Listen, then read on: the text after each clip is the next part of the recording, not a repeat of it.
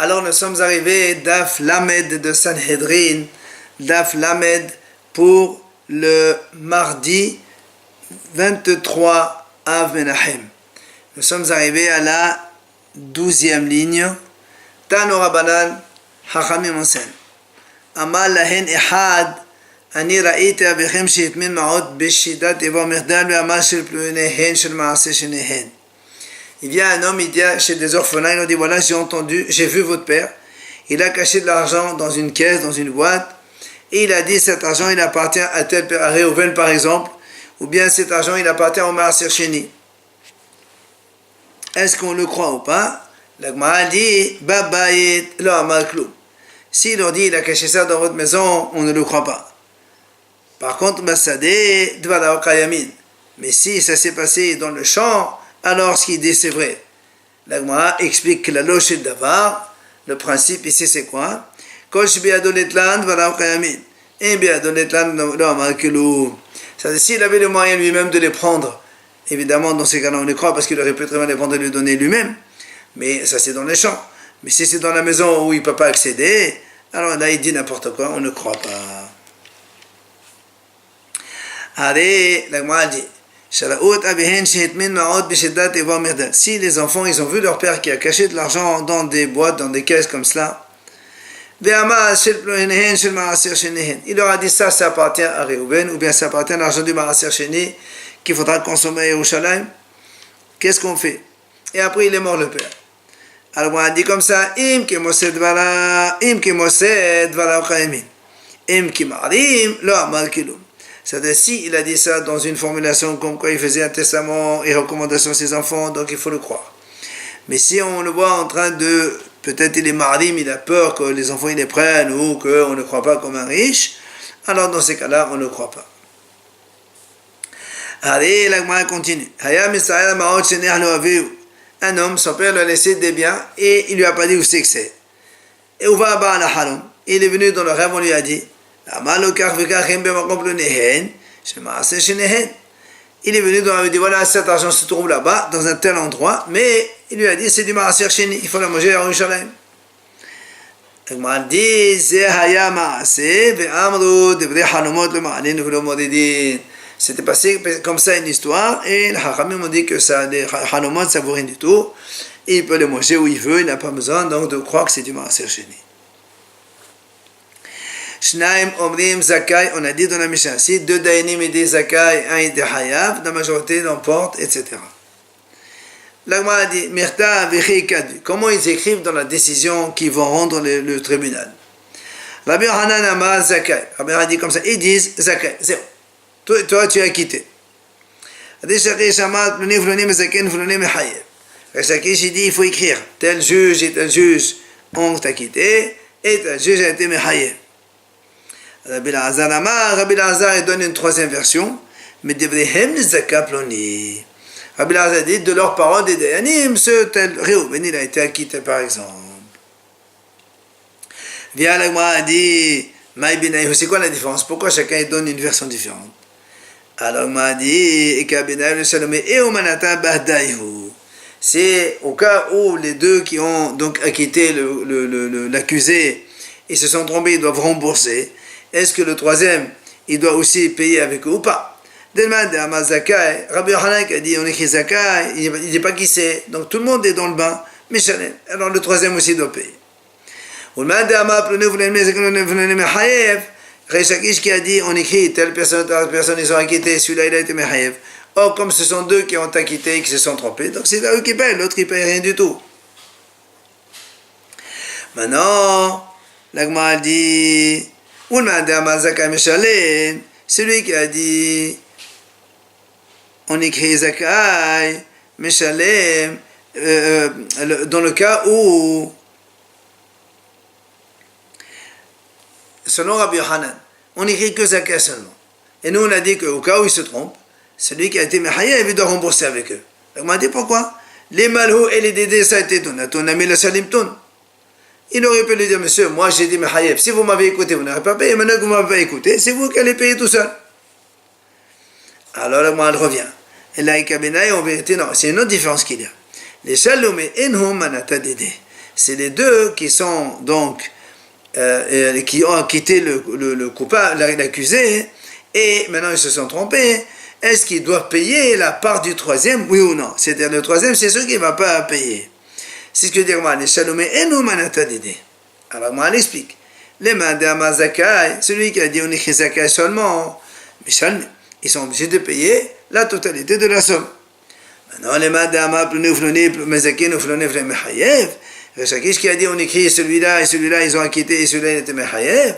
Alors dans ces cas-là, les meshalmé, ils ne vont pas payer la part du troisième. Alors le m'a dit celui qui a dit quand on écrit zakai, donc les deux ils doivent payer la part du troisième. Pourquoi? Mais non, ils peuvent lui dire mais si tu n'étais pas avec nous, le bedin, donc le din n'aurait pas été conclu. Maintenant que c'est à cause de toi qu'on a fait ça et qu'on s'est trompé, donc tu dois participer. Et là, c'est pour ça que l'Agman, Ravi dit, la question elle est, c'est est-ce que la Torah dit, tu n'as pas le droit d'aller colporter dans ton peuple? Rabbi Yohanan Amazaka, Meshum le Telech Lachil. Rabbi Yohanan dit, on écrit Zaka et on ne dit pas qui c'est, pour ne pas justement faire de la shana sur qui que ce soit. Des Sakri Shama, Ploné, Flone, Mazakin, Flone, Mahaye, Meshum de Merzik et Shekra. Rechakish dit on ne peut pas écrire zakai, sinon c'est comme un mensonge, parce que finalement c'est pas tout le monde qui a eu la même idée, donc c'est pour ça qu'on écrit chacun ce qu'il a dit, son avis. Enfin, Rabbi Elazar, lui, et les démors, et les démors. Selon Rabbi Elazar, il pense comme Rabbi Hanan, comme quoi il ne faut pas faire les chilout, et il pense aussi comme Rabbi Rechakish, comme quoi il ne faut pas mentir. C'est pour ça que lui te dit on écrit comme ça. Mais de leurs paroles, il a été acquitté tel puni, et c'est comme ça qu'il s'en sort. On a dit dans la Mishnah, quand les juges ils ont fini donc de juger les choses, ils les font entrer dans la pièce. Alors l'agma, elle se pose la question, les man, qui ont fait entrer? Et les malébars, les dénis, si tu me dis les deux parties qui sont donc dans le procès, ils étaient toujours là-bas, on n'a pas vu qu'ils les ont fait sortir. Et la Edim. Donc, tu es obligé de dire qu'il faut entrer les témoins de nouveau.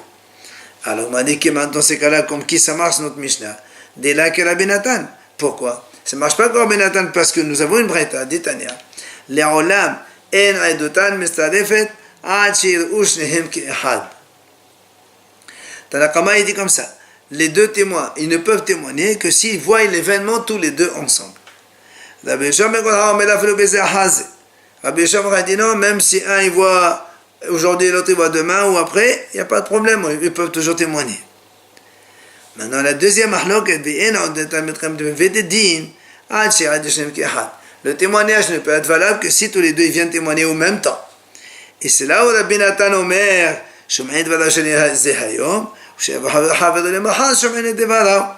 et donc Rabbi Nathan lui dit non, pas du tout, il peut témoigner aujourd'hui, l'autre il peut témoigner demain, c'est pas du tout un problème. Or, si tu me dis dans la Mishnah qu'il faut rentrer les deux témoins, c'est-à-dire qu'ils doivent entendre en même temps, ça veut dire que c'est pas comme Rabbi Nathan qui a dit chacun il témoigne un jour et l'autre le lendemain. L'agma a dit non. Les olam, les var, les dîners, en vérité on parle toujours des parties du procès. Tu vas me dire ils étaient toujours là-bas. Rabbi Nehemiah, l'auteur de notre Mishnah, c'est Rabbi Nehemiah, comme c'est marqué dans la Braïta d'Etania. Rabbi Nehemiah Omer Kachaya Minachan Shinekayadad Shebedushalayim. Voilà comment il faisait les juges de Yerushalayim, qui étaient donc des hommes pieux. Machnessin et Baal et Dinin. On fait rentrer d'abord les deux parties. Veshomayin Devrehen, et on écoute leurs paroles. Omarnessin et Taïdim, et on fait ensuite rentrer les témoins. Veshomayin Devrehen, on écoute les témoins. Après, au Motsi, on fait sortir tout le monde dehors. Benos et non Badavar. Et après, donc, ils discutent donc les juges entre eux et ils donnent leur décision. Alors, on m'a dit, pourtant, il y a une pratique qui dit clairement, quand on a fini, on fait rentrer les témoins. Alors, on m'a dit, de la Rabbi Nathan, dans ces cas-là, cette pratique, elle n'est pas comme Rabbi Nathan. Goufa, la Gemara revient sur cette mahloket. On a dit donc le témoignage n'est valable que si les deux témoins ils voient l'événement en même temps. Et Rabbi Yoshua ben Khalcha Omer Aflu Beze Hazi. Rabbi Yoshua ben Khalcha dit non, même un après l'autre, un il voit maintenant, l'autre il voit tout à l'heure, ça marche aussi. Alors moi, elle comprend, mais c'est quoi l'objet de leur discussion? Et va être ma khara, et va être ma sbara. Il y a un pasouk, et il y a aussi une logique. Donc, elle commence, et va être ma sbara, la logique quoi? C'est quoi le amani de kamasidai, la kamasidai? Umani de kamasidai, la kamasidai. Donc, selon Rabbi Yoshua, pourquoi il veut que tous les deux ils voient en même temps? Parce que sinon, sur ce mané que celui-là, un témoin il est en train de témoigner, peut-être que c'est pas le même que l'autre, s'il ne voyait pas en même temps. Et l'autre aussi, c'est pas le même que le premier. Vedar, et alors qu'est-ce qu'il dit? Tana Kama, qui a dit qu'on peut. Rabbi Yoshua qui a dit même un après l'autre, pourquoi, donc sur quoi il s'appuie? Il te dit, la svara, manibal, matador, comme ça, dans tous les cas, de toute façon, chacun il dit, il doit payer 100. Alors il paye 100. Maintenant, si tu veux le passouk, la Torah elle dit comme ça, il était témoin et il a vu ou il a su. Et la Braïta enseigne, pourquoi la Torah dit pourquoi Aïd c'est un, pourquoi tu as besoin d'écrire Ehad? Maintenant on demande Ehad. Alors la Gemara répond, de là tu apprends un principe qu'à chaque fois dans la Torah il y a marqué le mot Aïd, en vérité c'est deux témoins. Qu'est-ce que le pasuk est marqué? Had, là, ça veut dire un. Et pourquoi? Pourquoi la Torah a dit Had alors s'ils sont deux? Il faut que tous les deux voient en même temps. Voilà la vie de Tanakama. Alors que Rabbi Yoshua te dit non. Donc de toute façon il faut qu'ils voient deux dans tous les cas. C'est pas obligé que ce soit en même temps. Maintenant, la deuxième partie de la Braïta, on a dit comme ça. Le Tanakama dit, donc les deux témoins ne peuvent témoigner que s'ils sont ensemble. Alors que Rabbi Nathan lui dit non. On écoute les paroles de l'un aujourd'hui et l'autre il peut témoigner demain, c'est pas un problème. Alors là aussi, la Gemara a dit, c'est quoi l'objet de leur discussion? Et donc là aussi, la Gemara donne deux réponses, soit la logique, soit le passouk. Et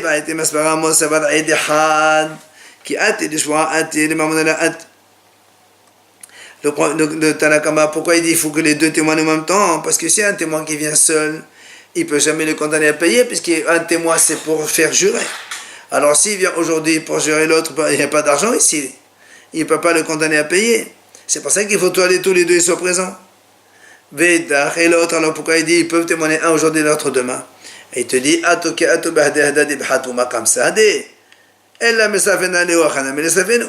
parce que lui l'autre il te dit, mais de toute façon même s'ils viennent tous les deux témoigner, mais ils ne parlent pas tous les deux en même temps, on fait parler un et après on fait l'autre, et on associe les deux. Alors là aussi c'est pareil, un aujourd'hui, un demain, et on associe les deux. Maintenant, le passouk, maintenant, comment on explique la divergence des haramim donc avec le passouk? C'est marqué dans la Torah, Imlo yagid venasa avono. Celui qui est témoin, s'il ne dit pas ce qu'il a vu, il va donc porter son péché. Et alors, la Gemara dit, en vérité, tout le monde pense comme les hachamim. C'est-à-dire Tanakama et Rabbi Nathan qui discutent de cette histoire-là. Est-ce que les deux témoins doivent parler en même temps un après l'autre? Ils pensent comme les hachamim que eux, ils sont holkim sur Rabbi Yoshua qui dit, il faut que les deux témoins ils voient en même temps. Maintenant, donc hachamim disent déjà, il ne faut pas qu'ils voient en même temps. Maintenant, il compare la Haggadah, donc c'est-à-dire la récitation des témoins, la déclaration des témoins avec la vue. Il pense que comme il faut, le 1 il dit, comme la IA c'est marqué, il faut qu'ils voient en même temps, alors il faut que la Haggadah, donc déclaration des témoins, fasse en même temps. Et moi ça va, la marchinat, et l'autre il dit non. On n'est pas obligé, Rabbi Nathan dit non, on n'est pas marchina. Même si tu dis qu'il faut voir en même temps, eh bien, ils ne sont pas obligés de dire en même temps. Rabbi Shimon ben Eliakim, la Gemara raconte, il voulait que Rabbi aussi soit nommé comme Rav. Et bien, ça ne venait pas. Un jour, il était à côté de Rabbi Yohanan, alors qu'il faisait son cours. Amalé ou Rabbi Hanan leur pose une question. Mika de Ada, est-ce que quelqu'un parmi vous connaît Halakha que Rabbi Yoshua ben Kolha, ou la halakha est comme Rabbi Yoshua ben Kolha, oui ou non, est-ce qu'il faut. Donc les deux témoins, ils voient la chose en même temps. Amalé, Rabbi Yoshua ben Elakim, il vient Rabbi Yoshua ben Elakim, il lui dit, Din Yada, celui-là il sait, en pointant sur Rabbi Yoshua ben Rabbi Hanina. Alors Amalé, Rabbi Hanan Lima, dis-moi Ezo, est-ce que tu connais? Alors Amalé, il vient Rabbi Yoshua ben Elakim, il dit Rabbi Hanan, Nisbiché mort Berisha. Fais-le, nomme le Rav, après il te répond. Samri, Rabbi Hanan lui a donné donc la fille Smicha. Amalé béni, et moi, il dit que dis-moi comment tu as entendu. Amalé, il vient maintenant, Rabbi Yossé, il lui dit, car Shamati, voilà ce que j'ai entendu. Chez Modé, Rabbi Yoshua ben Kolha, le Rabbi Nathan. Que Rabbi Yoshua ben Kolha, lui, il est d'accord, il avoue que à Rabbi Nathan, comme quoi, ils n'ont pas besoin de voir ensemble, ils n'ont pas besoin non plus de réciter, les deux témoins de dire la déclaration ensemble.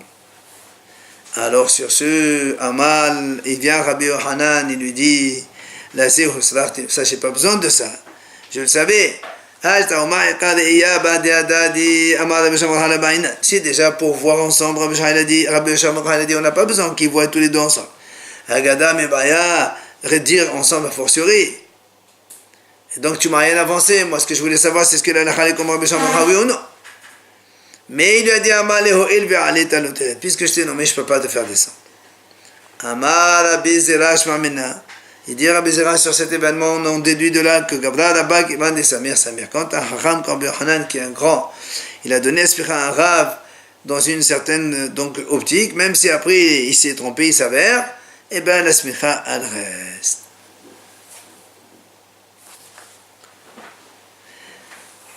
Amar Rabbi Hiya Baravin Amar Rav. Il a dit Rabbi Hiya Baravin au nom de Rav. Halakha que Rabbi Yoshua ben Kolha. La halakha est comme Rabbi Yoshua ben Kolha, c'est-à-dire on n'a pas besoin que les deux témoins ils voient les deux au même temps l'événement. Ben Bekalkaot, Ben Memtaltelin. Que ce soit dans les terrains que le monsieur avoue, ce terrain il ne lui appartient pas, il appartient à un autre. Ou dans les Metaltelin, toujours la halakha est comme Rabbi Yoshua ben Kolha, ils ne sont pas obligés de voir les deux en même temps. Ola Amad, il vient, Ola il dit, non, dans les terrains, comme lui, ils ne sont pas obligés de voir les deux témoins en même temps. Mais pas dans les objets mobiles. Là, dans les objets mobiles, il faut que les deux témoins voient en même temps. Amal et Abaye, Alakha Mikla de Pléri. Si tu dis Alakha, ça veut dire qu'il y a des gens qui sont horribles. Pourtant, Amal, Abé, Abba, Malabuna, Malav. Modim Hachamim le Rabbi Yoshua ben Kolha be'edut Kalcha. Betani Rabbi Barabin ben Zakhin Divne Kana Modim Hachamim le Rabbi Yoshua ben Kolha be'edut Bechor ou be'edut Kalcha ou be'edut Hazaka ou Chen Sheba ben Shebaba. Donc il lui dit comment tu dis Halakha alors ça veut dire que les Hachamim ne sont pas d'accord. Pourtant nous on a vu que d'abord Rav dit que les Hachamim sont d'accord avec Rabbi Yoshua ben Kolha be'edut Kalcha dans le témoignage sur le terrain. Et après, il y a Rabbi Barabin dit dans les dommages du Bechana, on dit que les Hachamim aussi sont d'accord avec le Benjamin Kolha, soit dans l'Aïtout Bechor.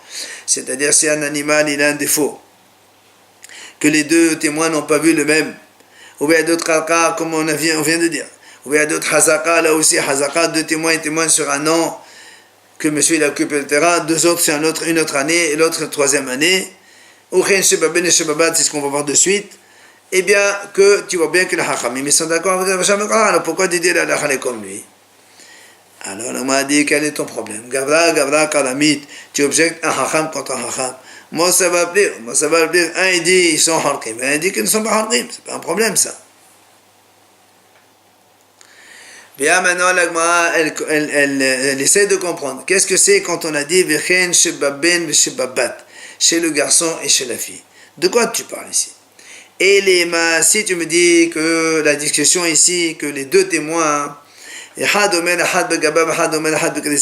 il dit, je veux, parce qu'on parle ici de la puberté d'un garçon ou d'une fille, quand ils ont deux poils. Si tu me dis qu'un témoin il dit, j'ai vu le poil dans son dos. L'autre il dit, moi j'ai vu un poil dans son ventre. Et tu vas associer les deux poils pour la rendre pubère. L'Agma dit c'est pas ça, ça c'est même pas un dabar, c'est dabar, puisque la puberté c'est deux poils, et à chacun il devait témoigner que sur un seul, donc c'est une moitié de témoignage.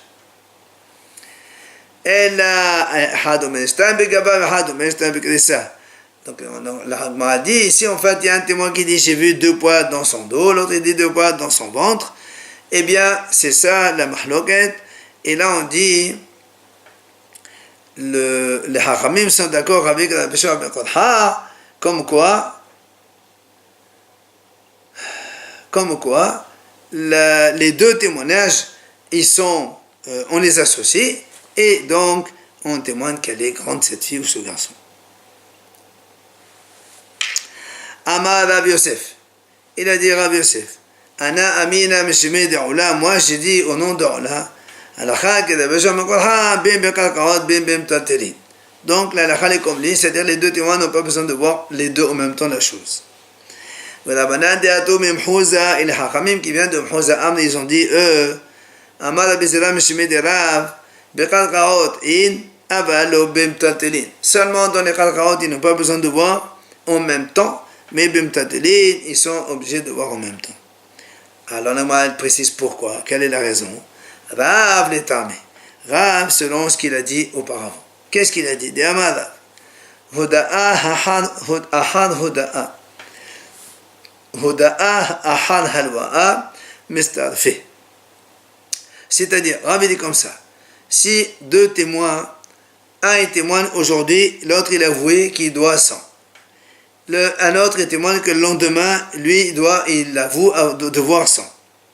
Ou bien, un il témoigne, celui-là il a dit, il a emprunté 100. Et l'autre il témoigne que le lendemain, l'autre il a avoué qu'il doit 100. Alors là, Mistarfe, on associe les 2 et ça marche. Par contre, Halba'a, Ahad Halba'a, Halba'a, Ahad Halba'a, là Mistarfe. Mais si un il dit, devant moi, il a emprunté 100 aujourd'hui. L'autre témoin il dit, devant moi, il a emprunté 100 le lendemain. Là, on ne peut pas être Messaref. Parce que c'est 2 choses différentes. Et la même chose, si un il dit, devant moi, il a avoué qu'il doit 100. Et l'autre, il vient, il dit, moi, le dimanche, lundi, par exemple, il avoue avoir emprunté 100. Là aussi, on n'est pas Messaref. Et donc, tu vois bien que là, comme c'est pas le même jour, ils n'ont pas vu la même chose, eh bien, on ne les associe pas. Et c'est pas comme il a dit Rabbi Yosef Bekodha. Il vient Rav Nachman ben Sang, il a trouvé Ravuna. Il lui dit, pourquoi tu as dit quand il y a halva'a, on n'associe pas? Un témoin il dit, j'ai vu il a emprunté 100 aujourd'hui. L'autre deuxième témoin il dit, j'ai vu qu'il a emprunté 100 le lendemain. Tu me dis, c'est pas Mestaref. Pourquoi? Des manières de Kahazi, le 100 qu'il a vu aujourd'hui, c'est pas celui qu'il a vu hier, le lendemain. Alors il dit, mais alors dans ces cas-là, pourquoi tu me dis ça suffit? Quand un témoin il dit, celui-là il a avoué qu'il doit 100 à celui-là. Et le lendemain il dit, moi il a avoué devant moi qu'il doit 100. Ben là aussi c'est 2 aveux différents.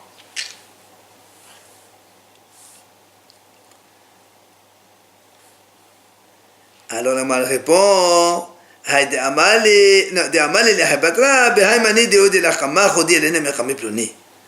il dit non, parce que quand il est venu le lendemain, il a dit, je te dois 100, j'avoue que je te dois 100. Il lui a dit en plus, tu sais, j'ai déjà dit devant un autre témoin que je te dois 100. Alors il m'a dit très bien, le deuxième ici, qu'il y en a 2, enfin, c'est le même 100. Mais le premier, il ne sait pas que c'est le même. Alors, il m'a répondu, il m'a dit non, parce que lui, après, il est reparti chez le premier témoin. Il dit, tu sais, le sang que j'ai avoué devant toi que je dois à celui-là, à Réhouven, je vais lui dire aussi, je l'ai dit aussi devant un autre témoin. Alors, Amal, il vient, Rav Nachman, il lui dit à Ravuna, ça veut dire, merci, tu m'as réconforté, j'ai compris maintenant pourquoi Rav il a dit dans un cas ça marche et dans un cas ça ne marche pas. Alors là, moi dit, c'est quoi il dit, tu m'as calmé? Pardon, il dit comme ça, qu'est-ce que tu dis? il lui a bien expliqué la chose. Parce qu'on a vu que Rav Sheshat, et certains disent Rava, d'autres disent Rav Sheshat, il a brisé cette explication. Pourquoi? Il a dit dans ces cas-là, dans ces cas-là, si tu dis qu'il a fait ça, après il a été dire à l'autre, on peut dire la même chose après il a donc prêté, emprunté, il a donc devant un témoin. Après il est parti avouer devant un autre témoin. Il a dit la même chose. Et devant le deuxième, il dit, tu sais ce que j'ai dit hier à l'autre, et devant le premier, il n'a pas dit la même chose. Alors pourquoi dans ce cas-là, il ne s'est pas Mustafin? Amali lui a dit, j'ai entendu, c'est pour ça que j'ai entendu sur vous de la méthode vous coupez les palmiers pour vous les replanter. Sous-entendu, vous posez des questions, vous objectez, vous répondez. Là aussi, vous avez objecté. Et la Gemara, elle conclut.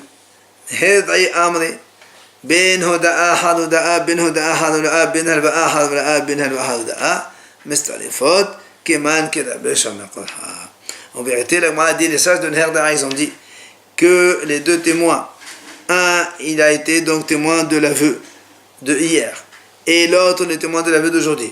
Ou bien un emprunt hier et un aveu aujourd'hui. Ou un aveu